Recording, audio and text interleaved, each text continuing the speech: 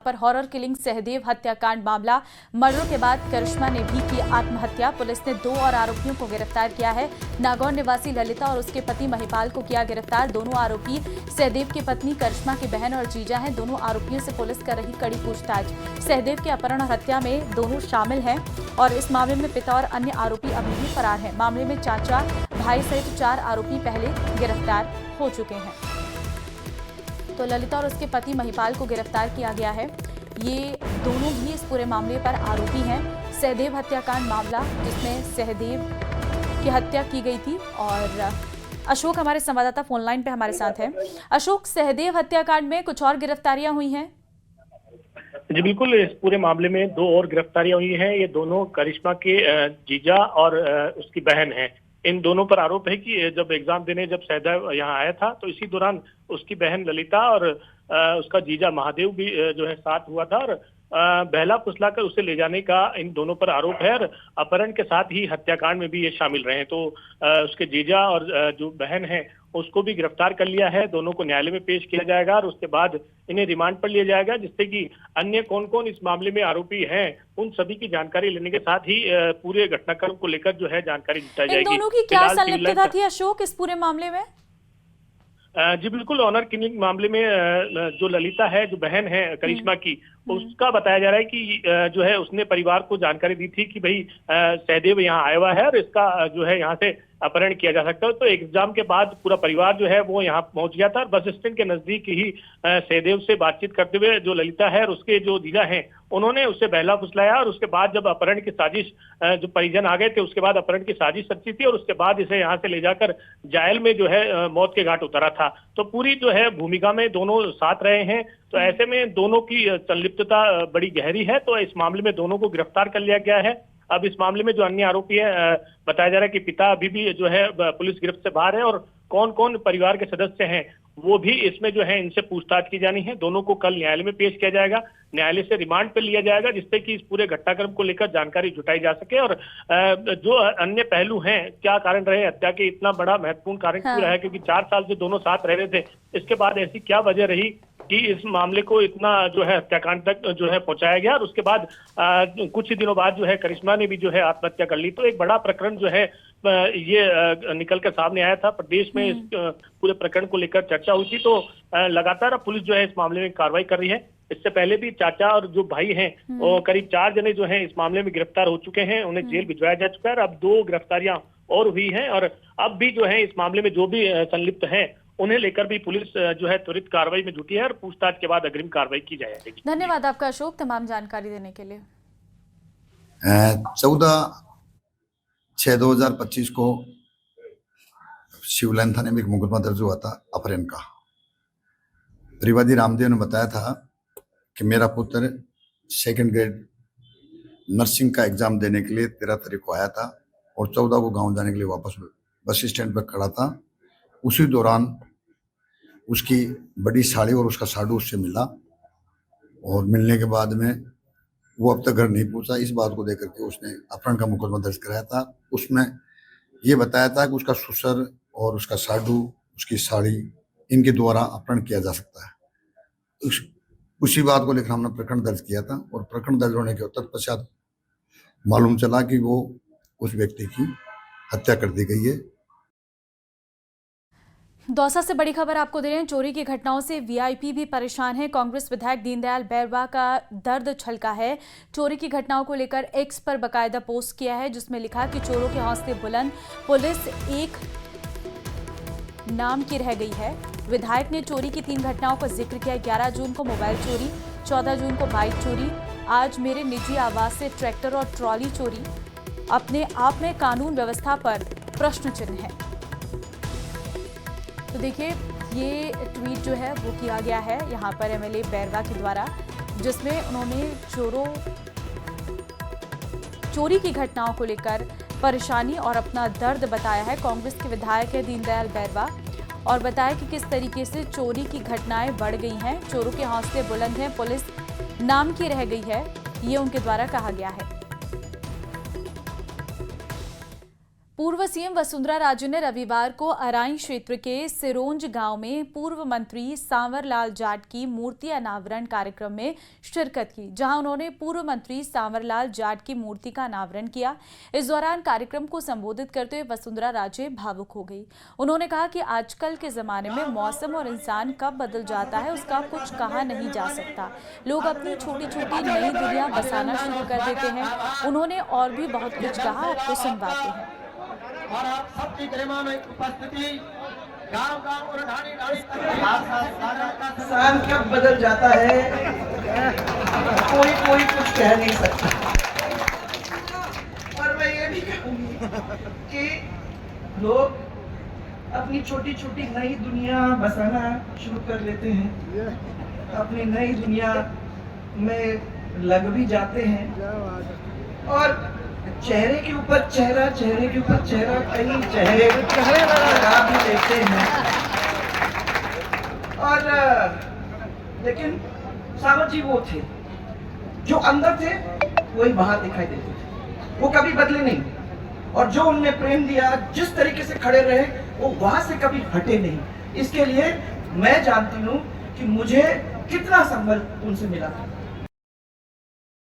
खबर जयपुर से है, जहां एसीबी ने बड़ी कार्रवाई करते हुए होमगार्ड के कमांडेंट नवनीत जोशी को ट्रैप किया है। साथ ही इंस्पेक्टर चंद्रपाल को भी ट्रैप किया गया है। एसीबी ने 25,000 रुपए की रिश्वत लेते हुए रंगे हाथों पकड़ा है।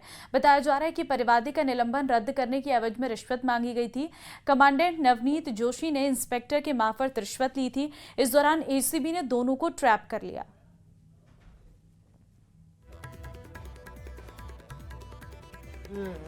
अपने एसीबी के जयपुर हेडक्वार्टर की तरफ से हमारे एडीजी मैडम स्मिता श्रीवास्तव व डीआईजी साहब राहुल कोटकी साहब के निर्देशानुसार परिवादी जो था वो बृहस्पतिवार को 3-4 दिन पहले ब्यूरो मुख्यालय में आया था।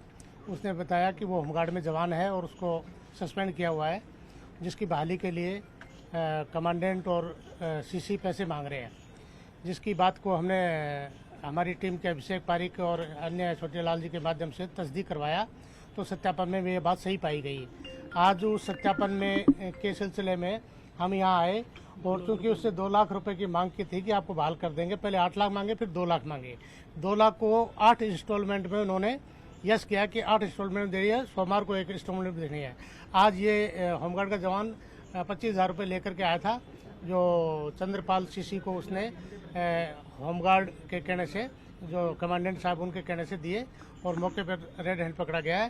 कार्रवाई भी मौके पर जारी है और इसका आगे अनुसंधान किया जाएगा नियमानुसार। जो भी आवाज़ का पहले सत्यापन हो चुका है और उससे सत्यापन होने के बाद ये कार्रवाई में अंजाम दिया गया है। जयपुर एसीबी ने बड़ी कार्रवाई करते हुए होमगार्ड के कमांडेंट नवनीत जोशी, उस कंपनी कमांडर चंद्रपाल को आज 25,000 रुपए की रिश्वत लेते हुए रंगे हाथों ट्रैप किया। इस वक्त मैं दिखा रहा हूँ नवनीत जोशी कमांडेंट का ये कमरा, जहां पर आज डिप्टी एसपी अभिषेक पारिक की टीम और उसके अलावा एडिशनल एसपी ओम प्रकाश कलानिया की टीम ने इस ट्रैप की कार्रवाई को अंजाम दिया। यहाँ आप देख सकते हैं कि इस वक्त नवनीत जोशी कमांडेंट के ऑफिस में एसीबी की टीम कार्रवाई कर रही है। बताया जा रहा है कि होमगार्ड के एक जवान को बहाल करने की, यानी जो कि सस्पेंड हो चुका था, उसको बहाल करने की एवज में 2 लाख रुपए की रिश्वत मांगी जा रही थी। इंस्टॉलमेंट के रूप में रिश्वत की रकम मांगी जा रही थी, जिसमें परिवादी ने एसीबी मुख्यालय में जब शिकायत दर्ज करवाई तो एसीबी ने शिकायत के सत्यापन में इसको सही पाया गया और आखिरकार आज एसीबी की टीम ने होमगार्ड के कमांडेंट नवनीत जोशी और उसके अलावा कंपनी कमांडर चंद्रपाल को 25,000 रुपए की रिश्वत लेते हुए गिरफ्तार किया है। कैमरा पर्सन मान सिंह के साथ विष्णु शर्मा, न्यूज 18 राजस्थान, जयपुर। खबर जयपुर से है, जहां छात्र संघ चुनाव को लेकर छात्रों में आक्रोश बढ़ गया है। छात्रों ने इसी साल छात्र संघ चुनाव कराने की मांग की है, जिसे लेकर राजस्थान विश्वविद्यालय में छात्रों का प्रदर्शन किया है। रैली के साथ छात्र नेता कुलगुरु सचिवालय पहुंचे, कुलगुरु सचिवालय के बाहर प्रदर्शन कर रहे हैं।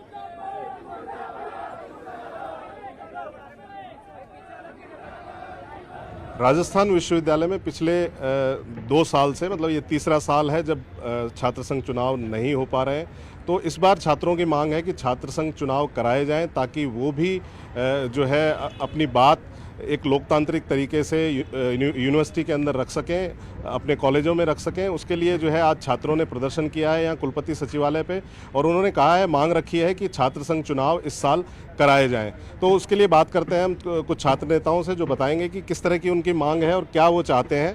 जी बताएं, आपका नाम बताएं। मोहित यादव, छात्र नेता, राजस्थान विश्वविद्यालय। जी जी, क्या मांग है आपकी और आपने क्यों प्रदर्शन किया है? जी, हमने छात्र संघ चुनाव जो 2 साल से बंद पड़े हैं उनकी बहाली को लेके ये प्रदर्शन करा। गांधीवादी तरीके से हमने प्रदर्शन करा। हमने मांग रखी कि छात्र संघ चुनाव जो है वो इसलिए स्थगित करे गए थे कि न्यू एजुकेशन पॉलिसी को लागू करना, परीक्षा नहीं हो रही थी समय पे और प्रवेश नहीं हो रहे थे। अब विश्वविद्यालय में सारी चीज़ें समय पे हो रही है, तो हमने कुलपति से ये मांग रखी है कि आप सरकार को हमारी बात पहुंचाएं और आप ये मैसेज दें कि सभी चीज़ें समय पे हो रहे हैं। छात्र संघ चुनाव की मांग कर रहे हैं। तो आपको क्यों लगता है कि छात्र संघ चुनाव होना क्यों जरूरी है राजस्थान यूनिवर्सिटी में या राजस्थान यूनिवर्सिटी के जो बाकी कॉलेजेस हैं उनको लेके? तो आप बताएं, आपका नाम बताएं। महेश चौधरी, छात्र प्रतिनिधि, राजस्थान विश्वविद्यालय। जी। देखिए, छात्र संघ चुनाव इसलिए होना जरूरी है कि विश्वविद्यालय प्रशासन जिस प्रकार से आम छात्रों की सुध नहीं ले रहा, जिस प्रकार से प्रवेश प्रक्रिया चल रही है और गुरुजन यहाँ धरने पे बैठे हैं। बड़े दुर्भाग्य की बात है कि राजस्थान विश्वविद्यालय के प्रोफेसर यहाँ धरने पे बैठे हैं और जहां रेगुलर प्रवेश प्रक्रियाएं चल रही है, यूजी के प्रवेश चल रहे हैं, पीजी के प्रवेश चल रहे हैं, लॉ के प्रवेश चल रहे हैं, इन तमाम अनियमितताओं के कारण विश्वविद्यालय का छात्र संघ चुनाव होना अनिवार्य है। क्योंकि छात्र संघ ऐसा पक्ष होता है जो आम छात्रों की आवाज को बुलंद करने का काम करता है और समय समय रहते पे प्रशासन को यह चेतावनी देता है और प्रशासन को चेताता है कि हमें आपको आम छात्रों की सुध लेनी पड़ेगी। विश्वविद्यालय प्रशासन छात्रों की वजह से चलता है, न कि विश्वविद्यालय की प्रशासन की वजह से। पिछले 3 साल से ये तीसरा साल है जब छात्र संघ चुनाव नहीं है और कोई जो है किसी तरह की जो है छात्रों की तरफ से कोई गतिविधि लोकतांत्रिक तरीके से नहीं हो पा रही है, आपका ये कहना है। तो ऐसी कौन सी चीज़ें हैं जो रह गई हैं पिछले 2-3 साल में? ऐसी क्या जो चीज़ें हैं आप करवाना चाहते हैं ताकि जो आपकी मांगे भी हो सकती हैं, तो ऐसी क्या चीज़ें हैं? देखिए, विश्वविद्यालय के अंदर लगातार फीस वृद्धि की जा रही है, रेगुलेशन के नाम पे लूटा जा रहा है और जिस प्रकार से सीटें वृद्धि नहीं हो रही है, दूर दराज किसान परिवार के बच्चे 500 किलोमीटर से यहाँ प्रवेश के लिए आते हैं और दर दर की ठोकरें उन्हें खानी पड़ रही है। क्योंकि विश्वविद्यालय प्रशासन सूद नहीं लेता, इन्हें सिर्फ एसटी में बैठना है, उन्हें आम छात्र की सूद नहीं जो 500 किलोमीटर चल के यहाँ प्रवेश लेने के आता है। पूर्ववर्ती सरकार के समय 2023 के अंदर छात्र संघ चुनाव बंद हुए थे। हमारा ऐसा संगठन है जिसने लगातार सरकार का विरोध किया और आम छात्रों के पक्ष में खड़े रहे। आज 2 साल हो गए चुनाव बंदी को, तीसरा साल हो गया, बीजेपी सरकार सूद नहीं ले रही। या तो बीजेपी का अग्रिम संगठन एबीपी वो ये नहीं चाहता कि छात्र संघ चुनाव नहीं हो, या उनके पास में विश्वविद्यालय के अंदर कैंडिडेट नहीं, या वो आम छात्रों के पक्ष में नहीं है। कैमरामैन दिलीप चेची के साथ हितेंद्र शर्मा, न्यूज़ 18 राजस्थान। 226 जो कॉन्स्टिट्यूशन है वो हमें वाइड पावर्स देता है कि हम जस्टिस देखेंगे, ये नहीं देखेंगे। और हमें ये लगता भी नहीं है कि कोर्ट उस पर जाएगा कि आपने पहले विड्रॉ किया और फिर इस पे किया। मेरी तो पिटीशन भी सेपरेट है जिसमें कोई विड्रॉ भी नहीं है और पहले से हमने है जो इसमें शिकायत भी की थी। काफी तल्ख नजर आएगी आज अदालत का जो बात थी वो सरकार की बदली हुई नजर पे।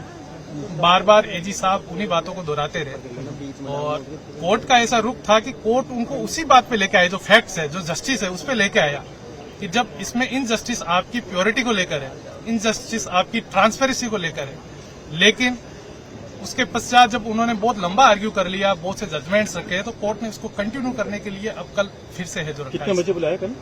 कल भी ये लगभग है लंच के बाद 2 बजे बाद ही।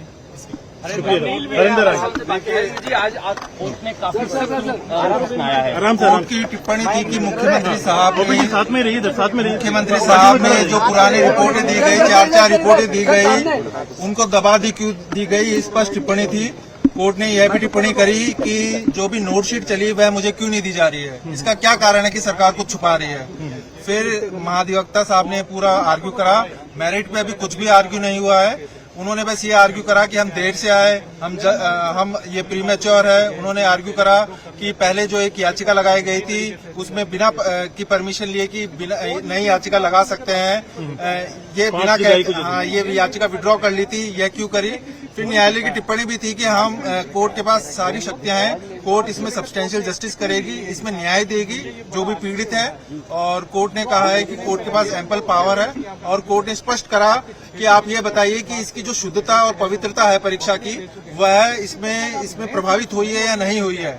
कोर्ट ने स्पष्ट पूछा कि पेपर बड़े लेवल पे लीक था या नहीं था, और उस पे एजी साहब ने ये कहा कि जो पेपर लीक था उस पे पहले जो हमारे पास रिपोर्टें आई, प्रारंभिक रिपोर्टें, उस पे फिर हमने ये भर्ती रद्द करने की राय दी। लेकिन सब्सिक्वेंट डेवलपमेंट की हमारी गिरफ्तारियां और भी हुई, इसलिए हमने ये राय बदली है।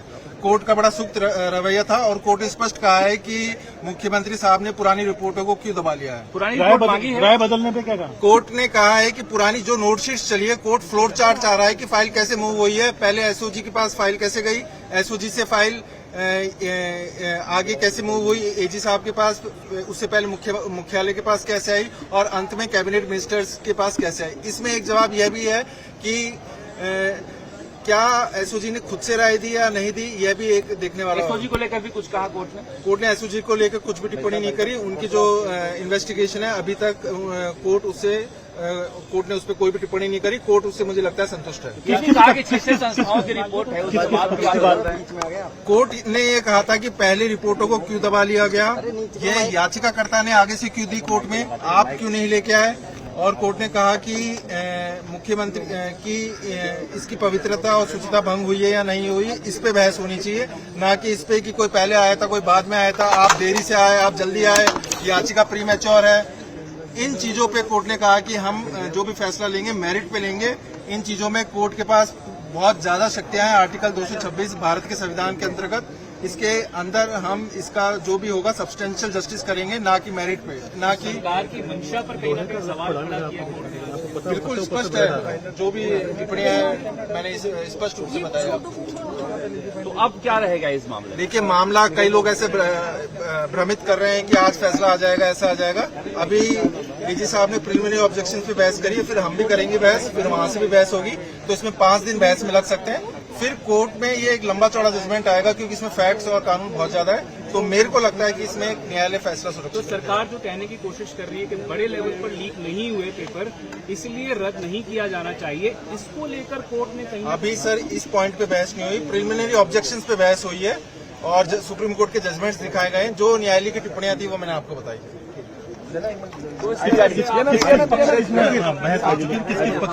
बहस अभी बाकी है, बहस हमारी भी बाकी है, दूसरे पक्ष के मेरिट पे सरकार की भी होगी और बाकी लोगों की भी बहस अभी बाकी है सबकी। क्या लगता है आज जिस तरह का रवैया था, जो तरीका था अदालत का, एक तरफ सरकार पहले कोशिश कर रही थी कि इस याचिका को ही खारिज कर दिया जाए, एक तरफ से गलत मान। इसमें एक पॉइंट ये भी रखा गया था कि ये जो याचिका है ये इन्फ्रक्चस हो गई है, मतलब इसका निस्तारण कर देना चाहिए। और इन्होंने चैलेंज क्यों नहीं करी नई कमेटी को। कोर्ट ने कह दिया कि सब्सिक्वेंट फैक्ट है, इसको चैलेंज करने की भी जरूरत नहीं है, मौखिक टिप्पणी थी, लास्ट में जो भी निर्णय होगा उसको देखा जाएगा। अभी मतलब कल दोपहर बाद से ही वापस से सुनवाई? हाँ जी, 2 बजे कल। कौन कौन से पक्ष की बाकी है? अभी हमारी भी सुनवाई बाकी है, हमने कुछ भी बहस नहीं करी। उसके बाद एजी साहब फिर से बहस करेंगे मेरिट पे, फिर जो चयनित पक्ष है उनके वकील बहस करेंगे। शुक्रिया।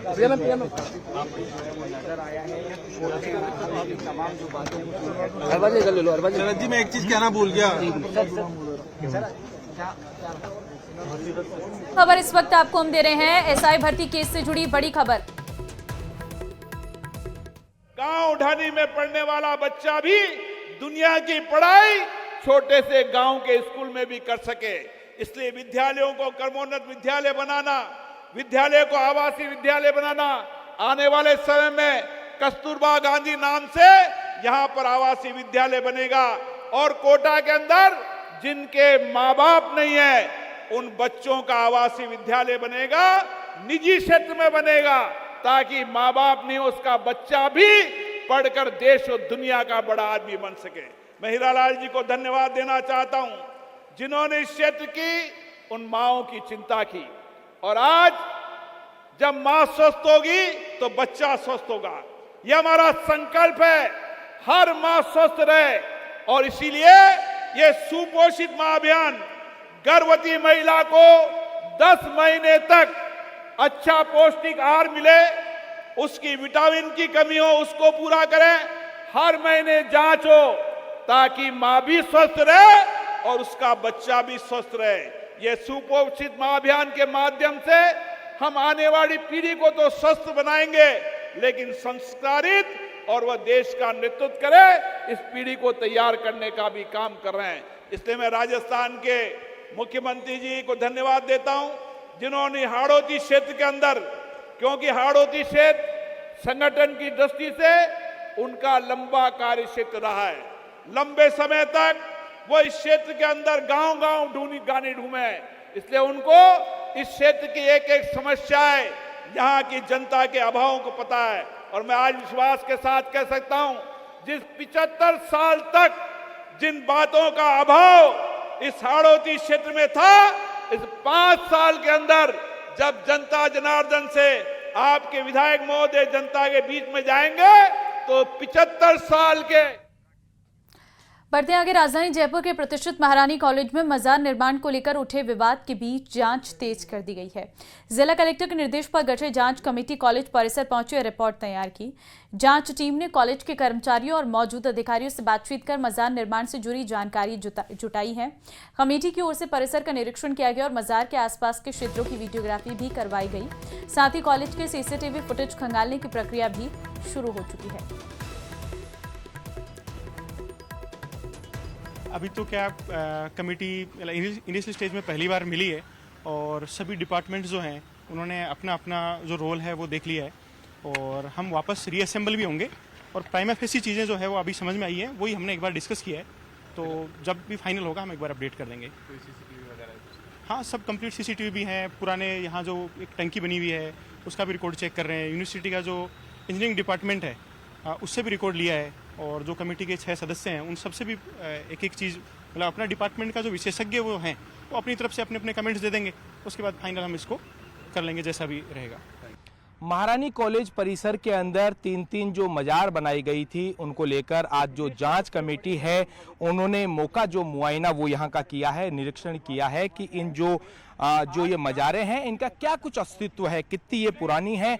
इसको लेकर जो कमेटी के जो तमाम सदस्य हैं वो यहाँ पर पहुंचे थे। जो मौका रिपोर्ट है वो तैयार की गई है। अब अधिकारियों को ये कहना है कि बहुत जल्द इस पूरे मामले के अंदर जो है कमेटी जो है वो जिला कलेक्टर को जो है वो जांच रिपोर्ट सौंपेगी। हमारे साथ यहाँ पर जो पुलिस के जो यहाँ पर कर्मचारी जो हैं वो तैनात किए गए। मैडम, पुलिस की जो तैनाती यहाँ पर की गई है, क्या कहेंगे यहाँ पर? सर, मैं कुछ नहीं कह सकती, 1 मिनट रुक जाओ सर। तो यहाँ पर कह सकते हैं कि जो पुलिस वाले भी इस पूरे मामले के अंदर जो कुछ है वो कहने के लिए तैयार नहीं है। यहाँ पर हेड कांस्टेबल जो हैं कृष्ण कुमार जी हमारे साथ मौजूद हैं। कृष्ण कुमार जी यहाँ पर जो है वो कमेटी ने जो है वो जो अभी मौका रिपोर्ट तैयार की है, क्या कुछ कहेंगे?